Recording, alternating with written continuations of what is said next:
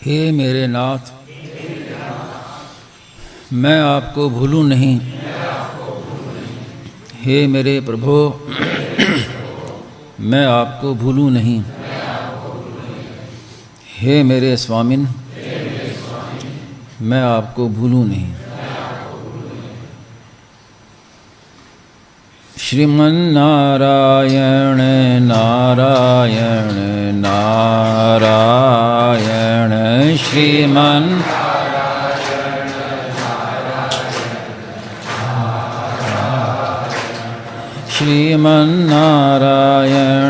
नारायण नारायण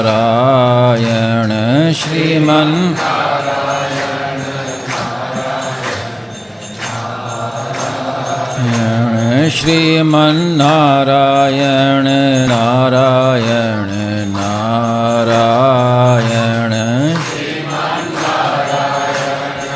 श्रीमन्नारायण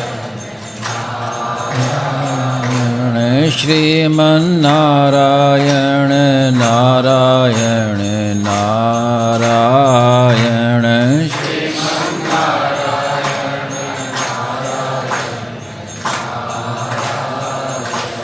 श्रीमन्नारायण नारायण नारायण श्रीमन्नारायण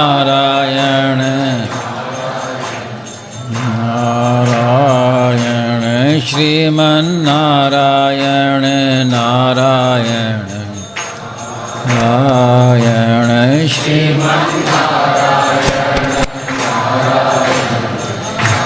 नारायण श्रीमन्नारायण नारायण नारायण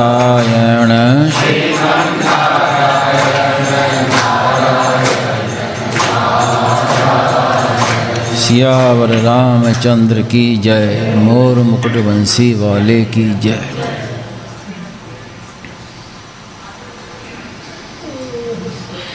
भगवान की बड़ी विलक्षण कृपा जो आज सुबह 5 बजे से भक्ति की बात चली। भक्ति भगवान को सर्व प्रिय, सबसे ज़्यादा प्रिय है भगवान को।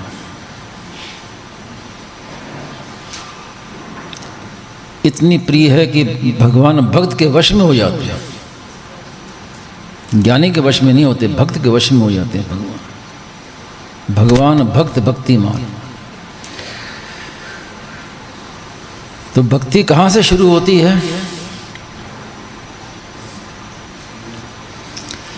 भक्ति शुरू होती है कि पहले तो विचार करे साधक कि जो मिला है और बिछुड़ जाएगा वो मेरा नहीं है,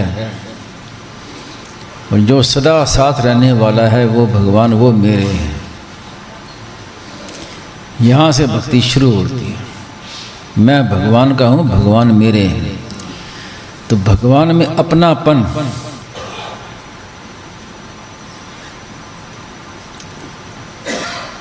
स्वामी जी महाराज ने साधक संजीवनी में लिखा ही है कि भगवान का जो प्रेम है वो किसी जप तप व्रत आदि से नहीं मिलता। भगवान का प्रेम प्राप्त करना तो एकमात्र साधन है अपनापन।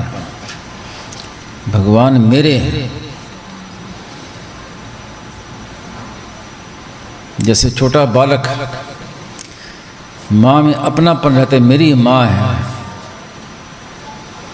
ऐसे भगवान में प्रेम रहे। भगवान के सिवाय कोई दूसरा मेरा नहीं है। मेरे तो गिरधर गोपाल, दूसरों ना कोई।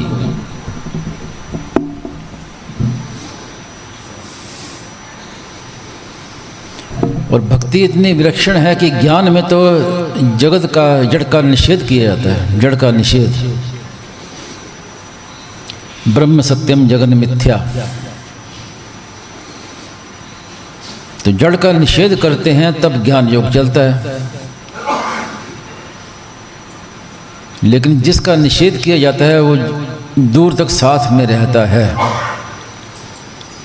भक्ति में ये विशेषता है कि निषेध है ही नहीं।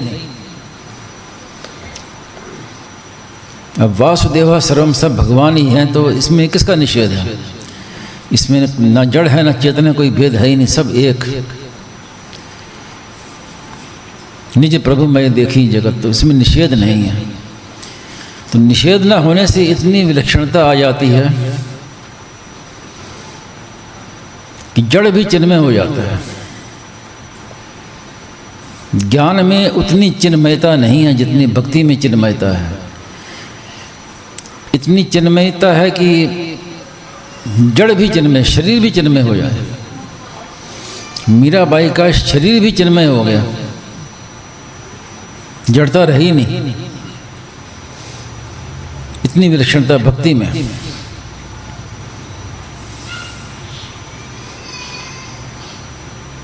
मीराबाई भक्त थी, उन्होंने जहर पी लिया फिर भी मरी नहीं। अगर ज्ञानी जहर पी ले तो मर जाएगा वो। अब सुकरात थे, सुकरात ज्ञानी थे, उनको जहर दिया गया, जहर पिया और मर गए वो।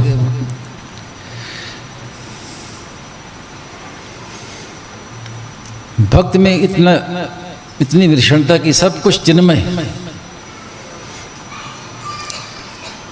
तुकाराम संत थे और बड़े अच्छे भक्त हुए जो श्री चले गए परम धाम में।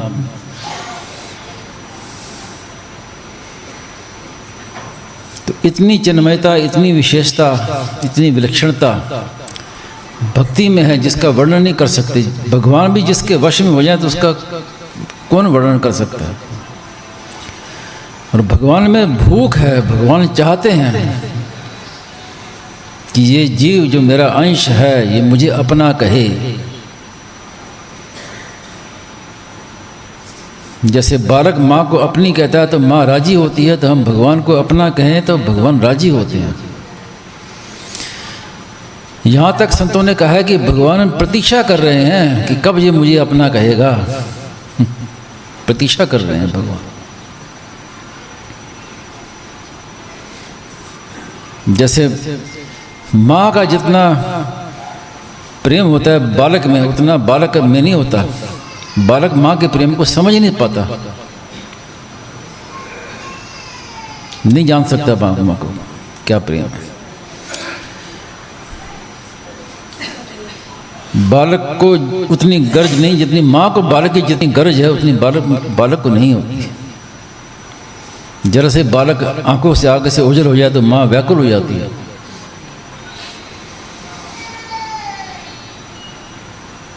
तो ये भगवान में ये भूख है कि मेरा अंश है, मेरे तो अंश है तो मेरे सम्मुख हो जाए, किसी तरह से मुझे अपना कहे। मैं इससे प्रेम करूं, ये मुझसे प्रेम करे।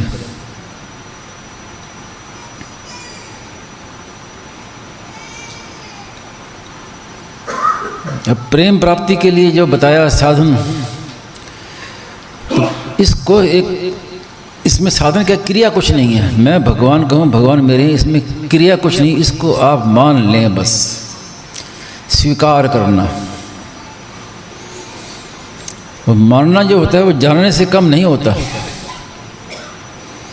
लेकिन क्रिया का वेग होने से साधक का जल्दी विश्वास बैठता नहीं है। साधक में प्राय ये कमी रहती है कि कोई भी साधन करे वो उसका तुरंत परिणाम देखना चाहता है।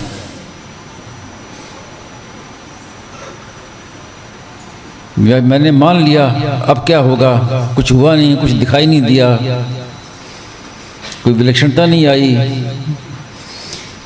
यही खास बाधा है।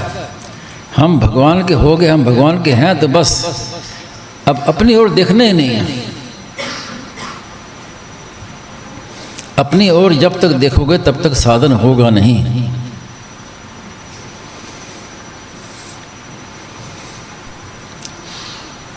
कोई भी साधन करे तो उसमें सब में ये बात है, चाहे भक्ति मार्ग हो चाहे ज्ञान मार्ग हो।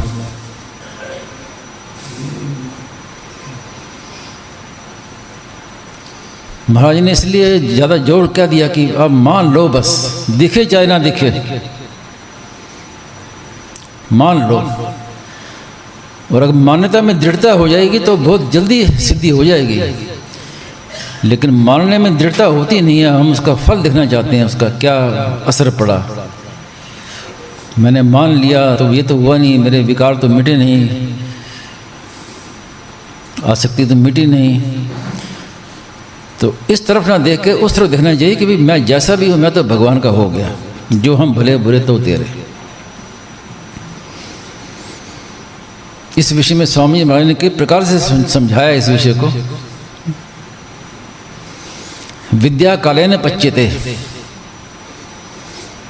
जो हम विद्या लेते हैं वो तुरंत ग्रहण नहीं होती। हम सोचते हैं हमने विद्या ग्रहण कर ली, लेकिन समय पाकर वो पचती है।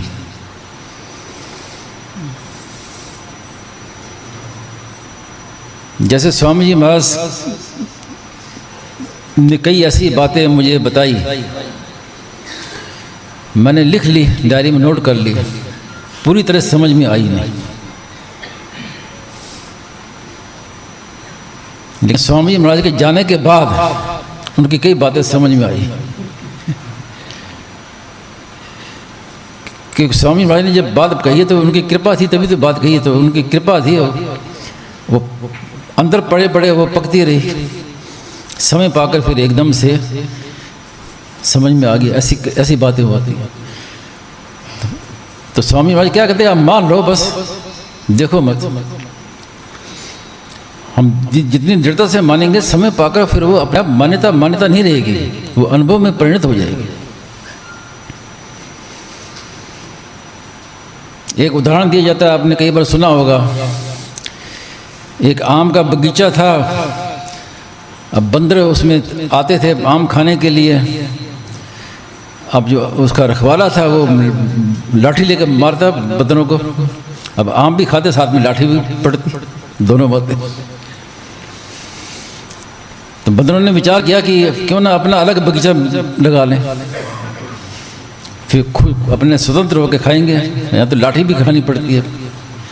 तो विचार किया, तो उन्होंने कहा भी, एक बंदर ने कहा कि मुझे मालूम है आम का बगीचा, आम कैसे पेड़ लगता है मुझे, मैं जानता हूँ, बढ़िया बात है, लगाओ। तो आम की गुठली ले आए, खोदा ज़मीन को, खोद के उसमें गुठली डाली, फिर उसके ऊपर मिट्टी डाली, पानी डाला।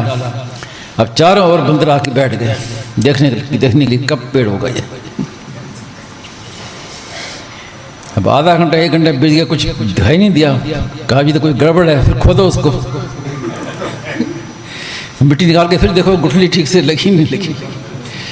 अब फिर लगा, फिर पानी डाला, फिर बैठ गए चारों ओर बैठ के, पेड़ तो लग नहीं रहा। ये साधक की ये दशा है। साधन करेंगे तो देखेंगे कि क्या असर पड़ा। साधन एक स्वीकार कर लिया तो निश्चिंत हो जाओ बस, फिर अपनी ओर देखो ही मत, मैं तो भगवान का हो गया। जैसे घर में हम बैठे हैं, कुत्ता घर में आ जाए तो हम कुत्ते को भगाएंगे कि खुद भाग जाएंगे?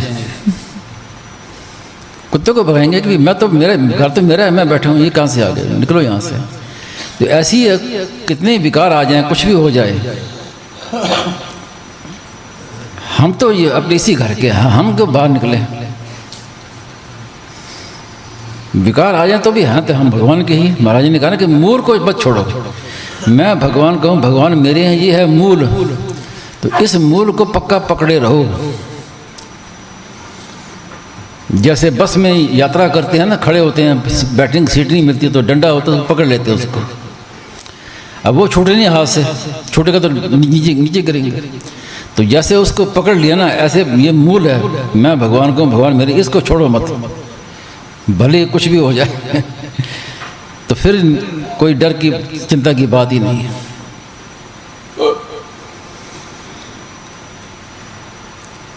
यही बात ज्ञान मार्ग में भी है। ज्ञान मार्ग में भी ये कहा कि विद्या कालेन पच्यते, समय पाकर वो विद्या पच जाती है। स्वामी भाई ने 2 बातें कही कि तत्व ज्ञान होता है, तो तत्व ज्ञान होने पर भी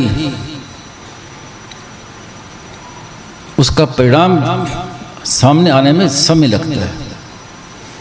जैसे हमने मान लिया कि मैंने दोनों बातें बता रहा हूँ कि दोनों मिलकर एक समझ में जल्दी आएगी। भक्ति के बाद भी अब ज्ञान की बात कि सब शरीर बदल गया, सब कुछ बदल गया, मैं वही हूँ, अपनी सत्ता वही है, इस सत्ता को पकड़े रहो।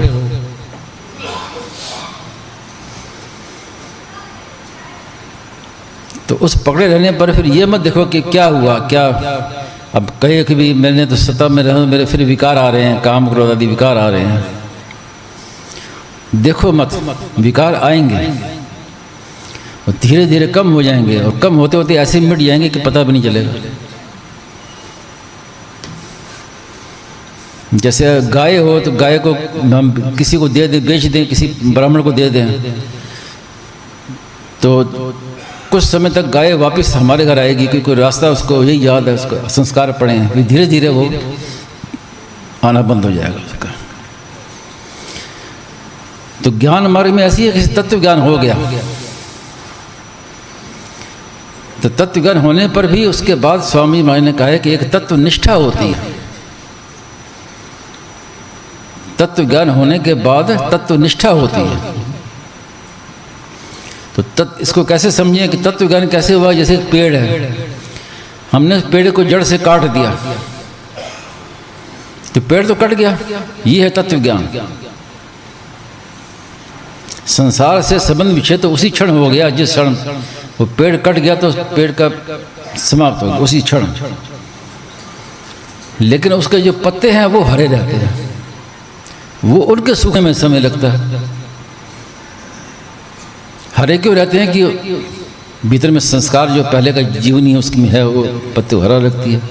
अब सुखाने के लिए कुछ करना पड़ता है, कि हवा देनी पड़ती है, कि आग लगानी पड़ती है? कुछ नहीं। जड़ कट गई तो अब पत्ते भी सूख जाएंगे। तो पेड़ कटने में और पत्ते सूखने में समय लगा ना, तो वो तत्व ज्ञान हो गया। पेड़ कट गया, तत्व ज्ञान हो गया। या पत्ते भी सूख गया तो यह तत्व निष्ठा, तो उसमें लगता है समय। जैसे हम पंखा चल रहा है, पंखा हम स्विच ऑफ कर दें, बंद कर दें, तो उस समय पंखा बंद हो गया, कट गया। लेकिन पहले के संस्कार से वो घूमता है, धीरे धीरे धीरे घूमते घूमते बंद हो जाता है। तो वो तत्व ज्ञान, ये तत्व निष्ठा, ये अंतर है। तो मैंने स्वामी महाराज से पूछा कि तत्व ज्ञान हो गया, अब निष्ठा में कितना समय लगता है? तो महाराज ने कहा कि हर एक व्यक्ति का अलग अलग प्रकृति है। स्वामी महाराज ने उदाहरण दिया,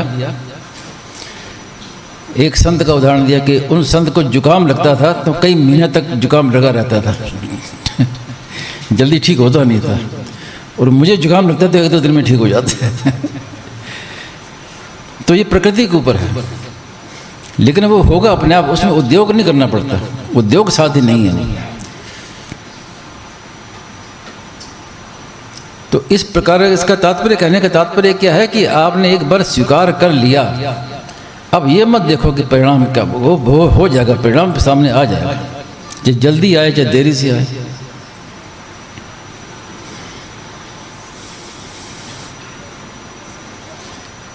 तो मूल बात जो बताई कि जहाँ से हमें आरंभ करना है कि बस एक बार स्वीकृति कर ले दृढ़ता से। स्वामी महाराज कहते हैं कि एक बार दृढ़ता से दांत बीज करके स्वीकार कर लो दृढ़ता से कि बस मैं भगवान को और भगवान मेरे, और उसके बाद फिर निश्चिंत हो जाओ, फिर देखो मत, फिर कोई चिंता की बात नहीं, सब अपने आप हो जाएगा। मूल पकड़ लिया तो, और बार बार गुठली निकाल के देखते रहोगे ना तो फिर वो वैसे ही रहेगा। आज स्वीकार कर लिया, फिर देखा, फिर उसी दिन फिर स्वीकार कर लिया। ये स्वीकृति एक बार होती है, बार बार नहीं होती है। बार बार अगर स्वीकृति होती है तो वास्तव में वो स्वीकृति है ही नहीं। एक बार प्रश्नोत्तर चले थे तो तब स्वामी महाराज ने एक बार और नई बात कह दी कि अगर आपको एक बार में संतोष नहीं होता कहने में कि मैं भगवान को भगवान मेरे हैं, तो चलो एक माला कर लो, एक माला कर लो, लेकिन आखिर में कहना तो एक ही बार पड़ेगा। तो तुरंत स्वीकार कर लो या कुछ करके स्वीकार कर लो, लेकिन स्वीकृति एक ही बार होगी। अब स्वीकृति के बाद फिर करना क्या हुआ कि खाली तो व्यक्ति को बैठना नहीं है कि हम स्वीकृति होगी तब शौच स्नान करो, भोजन करो, सब कुछ करो, वो नहीं। निरंतर नाम जप करो। महाराज ने आज कहा ना, खूब क्रिया करो जिससे क्रिया के वेग निकले। क्रिया के वेग निकले बिना साधन होगा नहीं। तो क्रिया का वेग कैसे निकाले कि निरंतर नाम जप, सेवा, स्वाध्याय, साधक संजीवनी का पाठ, कीर्तन, सत्संग खूब करो। करते करते क्या होगा, करना होने में बदल जाएगा। अगर आप कहो कि कुछ किए बिना होने लग गया तो संभव नहीं है। क्रिया का वेग रहते हुए संभव नहीं है। तो जब क्रिया का वेग निकलेगा तो करना होने में बदल जाएगा, और जहाँ करना होने में बदल जाएगा तो फिर है में स्थिति होने में देर नहीं लगेगी, है की प्राप्ति में देर नहीं लगेगी।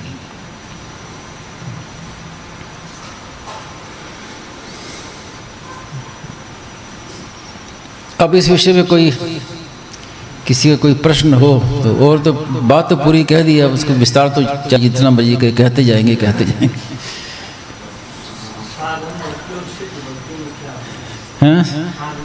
हाँ, एक साधन भक्ति सिद्ध भक्ति। जैसे हम साधन भगवान को अपना मान लिया, मैं भगवान कहूँ, मैं भगवान मेरे हैं, ये साधन भक्ति है। जो अष्टदा भक्ति बताई है, श्रवण कीर्तनम, ये सब ये साधन भक्ति है।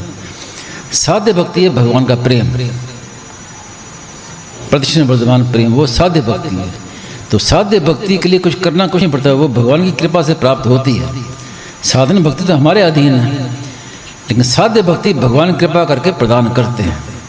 तो वो साध्य भक्ति, असली भक्ति वो है।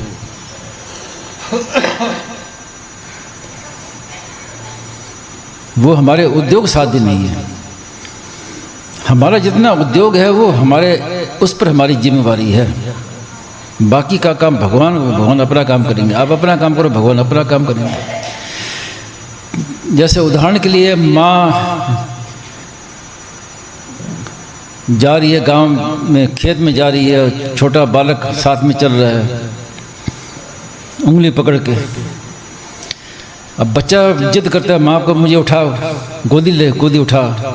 अब माँ कहे कि भी सिर पर मैंने घड़ा रखा हुआ है पानी का, तो ये कैसे उठाऊं? अब जिद करे तो माँ क्या कहेगी, तू मेरा हाथ पकड़ ले। हाथ पकड़ ले तो माँ के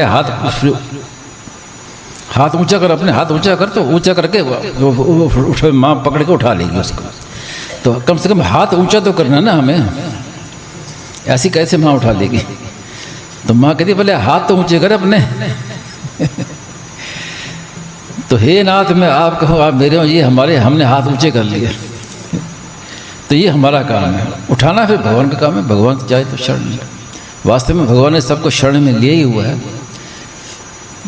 हमारे विश्वास की कमी है, हमारी मान्यता में कमी है। तो साधन भक्ति है वो हमें पूरा कर लें। साध्य भक्ति भगवान की कृपा से मिलती है, उसमें उद्योग साध्य नहीं है, वो उद्योग से नहीं मिलती। मुक्ति में भी ये बात है। मुक्ति भी दो प्रकार की होती है। एक मुक्त हम होते हैं, एक मुक्ति भगवान प्रदान करते हैं। तो दोनों में अंतर क्या है कि जब हम मुक्त होते हैं उसमें मतभेद रहता है। जैसे बड़े बड़े आचार्य हुए ना, द्वैताद्वैत, अद्वैत, विशिष्टाद्वैत, अलग अलग मतभेद हैं। तो मुक्त तो सब थे ही वो आचार्य, लेकिन मतभेद रहा ना। फिर भगवान की ओर से मुक्ति मिलती है, उसमें फिर सब मतभेद समाप्त हो जाते हैं। ये मैंने नई बात स्वामी महाराज के मुख से सुनी, किसी ग्रंथ में पढ़ी नहीं है। स्वामी महाराज ने कहा कि एक मुक्ति भगवान देते हैं, तो असली मुक्ति वो है। और अपने ओर से मुक्त होते ही इसमें मतभेद रहता है। मतभेद रहने का तात्पर्य क्या हुआ कि अभी अहम का सर्वथा अभाव नहीं हुआ, क्योंकि बिना अहम के मतभेद रह सकता ही नहीं। जब तत्व परमात्म तत्व एक ही है तो उसको प्राप्त करने वालों में मतभेद कैसे रह सकता है? सबका एक ही वर्णन होगा, एक ही अनुभव होगा कि तत्व जब एक ही है तो सबका अनुभव भी एक ही होगा, लेकिन सबका मतभेद है। कोई द्वैत को मानता है, कोई अद्वैत को मानता है। तो ये मतभेद कहाँ? ये मतभेद भी ना रहे तो वो है भगवान की ओर से मुक्ति प्रदान होती है। तो एक स्वामी महाराज ने कहा कि एक मुक्ति हम मुक्त होते हैं, एक मुक्ति भगवान देते हैं। तो ऐसी भक्ति में ये बात है कि एक भक्ति हम करते हैं, एक भक्ति भगवान देते हैं। तो प्रतिष्ठा वर्तमान प्रेम भगवान प्रदान करते हो, हमारा उद्योग नहीं है वो उसमें। जी पूजा पाठ, नाम जप, कीर्तन आदि इसको उपासना माना जाए या क्रिया माना जाए? उपासना है, उपासना मान के करो, भगवान के पूजन मान के करो, उससे श्रेष्ठ भगवान के लिए करता हूँ मैं, ये उपासना है। तो ये खूब करेंगे तब चुप साधन पकड़ में आएगा, तब आगे गति होगी। क्योंकि हमारे जन्म जन्मांतरों का वेग ना, क्रिया का वेग भीतर पड़ा हुआ है। सेवा भी करेंगे तो महाराज ने कहा कि अगर सेवा करोगे बदले में कुछ चाहोगे तो क्रिया का वेग और बढ़ेगा। तो निष्काम सेवा, सेवा करो बदले में कुछ चाहो मत, तब क्रिया का वेग शांत होगा। तो सेवा करते करते वो धर्म ते विरति योग ते ज्ञान। तो निष्काम भाव से हम करेंगे तो हम उल्टा हमारा वैराग्य हो जाएगा। अगर सेवा कर रहे हैं और हमारी वैराग्य नहीं हो रहा है तो हमारी सेवा में कमी है। एक ने स्वामी से प्रश्न किया कि हम जिसकी सेवा करते हैं उसको सेवा करने के लिए लोभ लग जाएगा, लालच पड़ जाएगी कि मिल रहा है तो और लो। तो स्वामी भाई ने उत्तर दिया इसमें उसकी गलती नहीं, इसमें गलती आपकी है, क्योंकि आपकी सेवा निष्काम भाव से नहीं है। अगर आप निष्काम भाव से किसी की सेवा करोगे तो उसके में भी आगे सेवा करने का भाव पैदा होगा। अगर भाव पैदा नहीं हो रहा और लेने का भाव पैदा हो रहा तो आपकी कमी है सेवा में।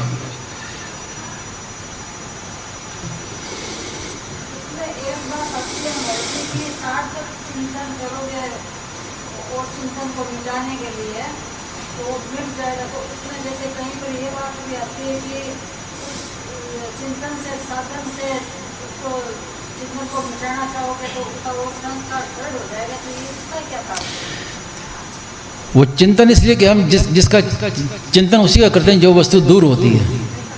जो वस्तु दूर होती है उसका चिंतन करते हैं। जब जो वस्तु साक्षात सामने है उसका चिंतन क्या करेंगे? तो भगवान को दूर समझते हैं तभी तो चिंतन करते हैं, ये उसका तात्पर्य है।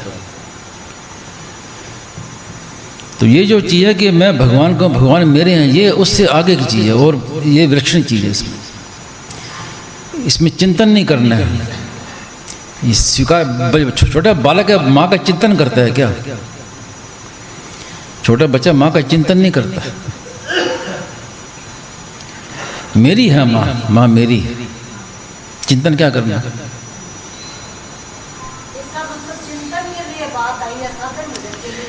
हाँ, वो संसारिक चिंतन होता है। संसार के चिंतन को मिटाने के लिए कहते हैं कि भगवान का चिंतन करो। जैसे कांटे से कांटा निकलता है ना, तो वास्तव में तो चिंतन क्या करना है? भगवान तो नित्य प्राप्त है हमारे भीतर ही, जहाँ हम हैं वहाँ भगवान है ही।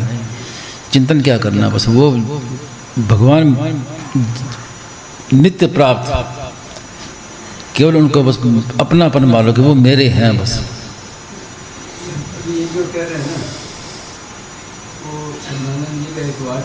हाँ, मैं समझ गया। वो शैली दूसरी है। वो शैली में समझ गया, लेकिन वो जल्दी समझ में आएगी नहीं बात। वो भी बात सही है, लेकिन वो किस दृष्टि से कहा गया वो अलग। वो संसार के चिंतन को मिटाने के लिए भगवान का चिंतन करने की वहाँ ये बात आई है। तो अपने चिंतन क्या करना है? वो मेरे हैं। जब मेरापन हो जाएगा तो सब कुछ अपना हो जाएगा। फिर चिंतन होगा, चिंतन करना नहीं पड़ेगा। चिंतन करते हैं तो इसका मतलब मेरापन, अपनापन पूरा हुआ नहीं है। इसलिए महाराज ने कि करना होने में बदलना चाहिए। नारायण नारायण नारायण नारायण नारायण।